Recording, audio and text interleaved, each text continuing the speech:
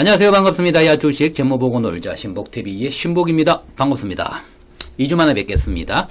제가 물론 바쁜 와중에 또 저번 주에는 너무 피곤했습니다. 그리고 EDGC 지금 꾸준하게 제가 방송을 올려드리는데 제 방송 제목은 야 주식 제목 보고 놀자가 맞죠? 변함은 없습니다. 제가 앞으로 다른 종목들 EDGC 뿐만 아니라 여러가지 종목들을 재무 분석을 해서 올려드리는 방송을 꾸준히 할 겁니다. 전 포기하지 않아요. 물론 제가 방송에서 수입이 전혀 없기 때문에 수입이 좀 있으면 좋겠어.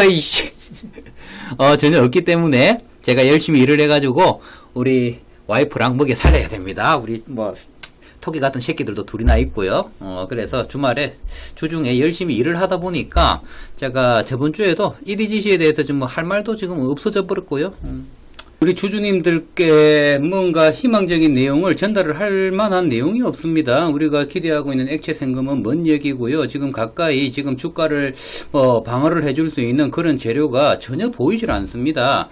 그래서 제가 우리 주주님들께 조금 안내를 조금 드리고요. 좀 동참 좀 해달라고 부탁드리려고 오늘 방송을 만들게 됐습니다.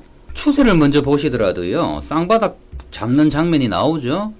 지지난주에 이게 굉장히 길어질 수 있다라고 제가 말씀을 드렸습니다.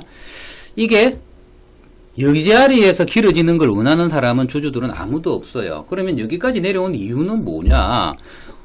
일단 시중에서 유동성 위험에 대해서 1차적으로 지금 얘기를 하고 있고요. 그리고 우리는 아니라고 하더라도요. 소문이라는 거는요. 굉장히 무섭습니다. 그러면 이 소문이라는 게 우리가 전환사채 상한 우려가 이게 위험이냐? 이건 저는 위험이라고 하지 않았습니다. 그죠? 그렇지만 분명히 유동성 위험은 존재를 한다라고 말씀을 드릴 수가 있다라고 제가 말씀도 드렸죠. 왜? 일단 순부채가 이제는 굉장히 안 좋아졌죠. 유동 비율, 단기 상한을 할 수 있는 능력을 보는 이 비율 자체도 굉장히 안 좋아졌습니다. 왜 그랬죠?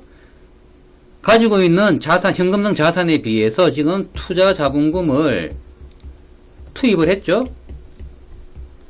250억을. 그러니까 이런 것들이 더 안 좋아질 거예요. 그러면 전환사채 상한 우려가 걱정이 되는 것이 아니라 순전히 유동성 위험에 대한 안정성이 일단은 결여가 되잖아요. 그죠? 그러다 보니까 지금 현재 이 주가는 순전히 원인은 여기 있다라고 저는 생각을 합니다. 그러면 이 부분이 해결이 되어야지, 원천적으로 해결이 되어야지 저는 다시 5,000원 이상에서 앉아서 가지 않을까라는 생각을 하는 거예요. 이건 합리적인 생각인 것 같고요. 그래서 이런 내용들을 제가 우리 방에 쭉 설명을 드렸습니다. 시장에서 얘기하는 유동성 위험에 대해서 우리가 지금 살펴보더라도요. 재무적인 부분에서 살펴보더라도 지금 순부채 제가 방금 말씀드렸던 순부채를 보시면요. 2016년도에 19억이었고요. 2017년도가 17년도, 18년도가 순부채는 오히려 좋았습니다. 그죠? 이 순부채라는 것은요. 이자 발생 부채에서 현금성 자산을 빼주는 거죠. 그러면 현금성 자산이 많으면 많을수록 1년 내에 환급을 할 수 있는, 돈을 현금성으로 바꿀 수 있는 그런 자산들이 많을수록 이거는 마이너스가 크죠. 그러면 이게 마이너스가 클수록 좋은 것이거든요. 지금 2021년 반기 기준으로 보시면요. 역사적으로 지금 가장 안 좋은 지금 순부채를 기록을 하고 있습니다. 여기에 유동 비율 볼까요? 그러면 이번 순부채는 이 순부채는 여기에 또 뭐가 빠져 있죠? 250억 지금 투자 자산 있잖아요. 내추럴 뉴트릴 하여튼 이제 이름도 잘 생각이 안 나네요. 제가 기억력이 짧습니다. 하여튼 다들 아시는 거니까 이것까지 포함이 된다라고 하면요. 기말에는 더 안 좋아질 수가 있습니다. 이거 해결해야 돼요. 유동 비율 볼까요? 한번 내려가 보겠습니다. 유동 비율. 잠시만 기다려 주세요. 제가 평가를 해가지고 뽑는 것들이 너무 많아가지고요. 이런 것들을 저는 늘 살피고 하는데, 이 유동 비율 자체도 2020년 반기 기준으로 지금 가장 안 좋은 시기입니다.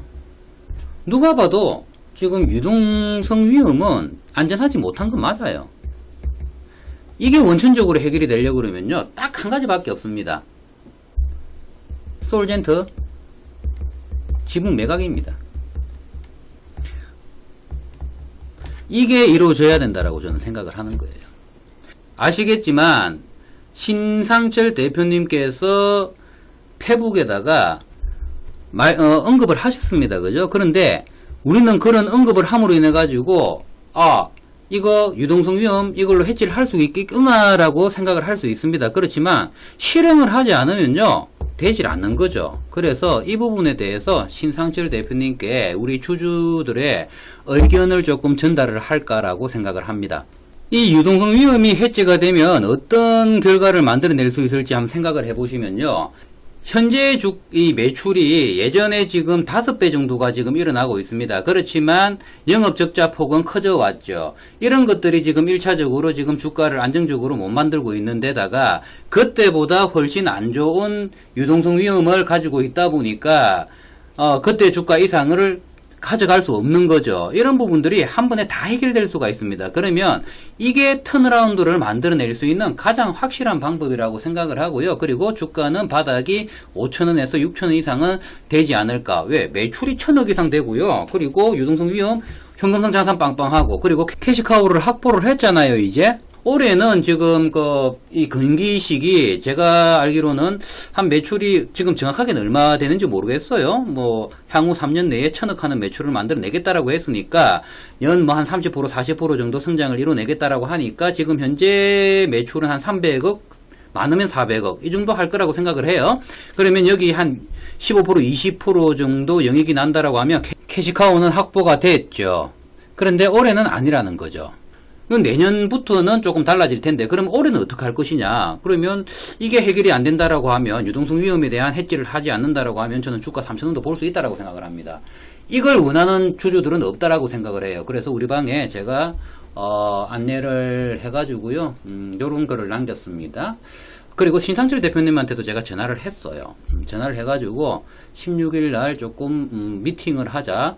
그리고 이때 제가 우리 주주님들, 우리 방에 있는 주주님들이죠. 우리 방에 있는 주주님들 의견을 모은 거를 제가 조금 의견 수렴서를 제출을 할 생각입니다. 그래서 우리 방에 주수를 지금 취합을 하고 있는데요. 59명이 지금 참여를 해가지고 지금 129만 7,504주를 지금 주수를 모았습니다. 물론 아직 한 60명 정도가 아직 글을 못 봤어요. 이 글을 보신 분들이 참여를 하시면요 우리 방에서 한 2% 정도 나올 것 같아요. 의결 건수 있는 주식이. 우리 방뿐만 아니라 제 방송을 보시는 주주님들, 저와 의견이 다르신 분들은요 저한테 동의를 안 해주셔도 되고요. 혹시 이 부분에 대해서 동의를 하신다라고 하면요 제 핸드폰 번호를 남겨드릴 테니까요 이름 주소를 남겨주시면 동의한 걸로 알고 제가 여기에 보태도록 하겠습니다. 이번에 의견서를 드릴 때 솔젠트 매각금만 말씀을 드릴 게 아니라 8기 주충에서 신상철 대표님께서 정관 32조 2항 다들 아시겠지만 황금낙하산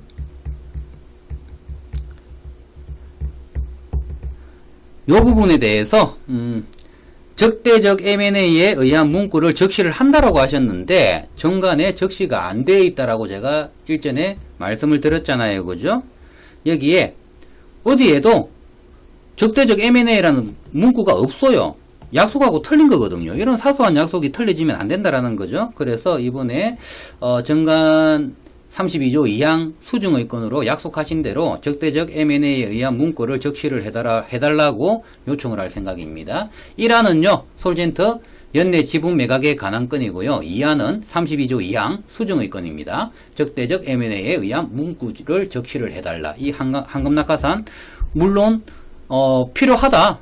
라고 인식들 하시는 분들도 계실 거고요. 필요 없다라고 하시는 분들도 계실 겁니다. 필요 없다라고 하시는 분들은요. 베이스가 어디에서 나오는 거냐 그러면요. 바이오 기업에서 바이오 기업을 M&A를 하려고 그러면요. 적대적 M&A를 하려고 그러면 지금 EDGC 같은 경우에는 이민섭 대표님을 포함한 그 외 연구 인력을 전부 다 포섭을 해야 돼요. 그 포섭을 하고 나서 적대적 M&A를 해야 됩니다. 그렇지 않고 지분만 가지고 적대적 M&A를 실시를 한다라고 하면 이분들이 연구 결과를 전부 다 들고 간다라고 하면요. 절대 빈 껍데기 회사 가져가는 거나 마찬가지이기 때문에 적대적 M&A가 일어날 수가 없습니다. 그래서 그때도 제가 동의를 한 것이고요. 그리고 언제든 우리 주주 결집을 함으로 인해 가지고 이런 문구들은 또 바꿀 수가, 이런 정관들은 바꿀 수가 있기 때문에 뭐 저도 동의를 했는데, 근데 약속한 이 문구가 빠졌더라는 거죠. 그래서 이 부분을 수정을 해달라고 제가 요구를 할 생각입니다.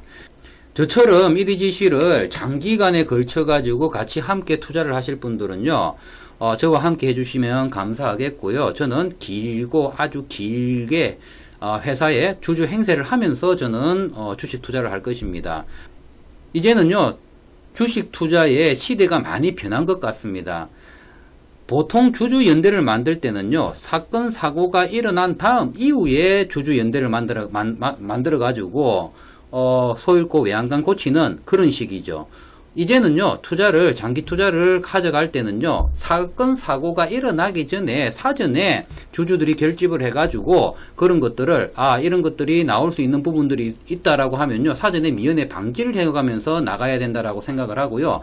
그 첫 번째 안으로 저는 이 부분을 우리 주주님들께 제안을 하는 바입니다. 그래서 우리 주주님들이 저와 함께 동참하실 분들은요, 제 전화번호로 이름과 주소만 남겨주십시오. 그러면 동의하신 걸로 알고 여기에 포함을 시켜가지고 제가 올리도록 하겠습니다. 혹시라도 그런 일이 없어야 되겠지만 임시주총을 우리 쪽에서 열고자 할 때 위임장을 우편으로 보내줄 의사가 있으신 분들만 남겨주십시오. 물론 신상철 대표님의 이런 안건들을 받지 않으면 아무 소용이 없습니다.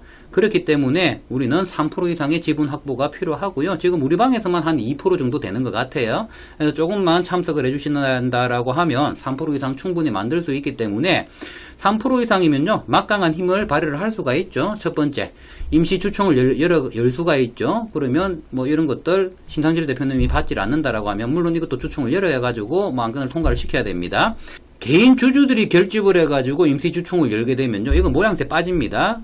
회사에서 이 임직원, 이사회에서 안 좋습니다. 이사회에서 주총을 열어가지고 선제적으로 열어가지고 우리 주주들과 만나줘야지 주주 친화 경제를 하려고 하는 의지를 보여주고 있다라는 게 어필이 되죠. 근데 개인 주주들이 모여가지고 임시주총을 열어가지고 이런 거 바꿔줘 하고 소리 지르고 목소리 내면요, 이거는 외부적으로 굉장히 안 좋습니다. 이 회사 위험한가 보다, 이런 인식을 더 줄 수가 있거든요.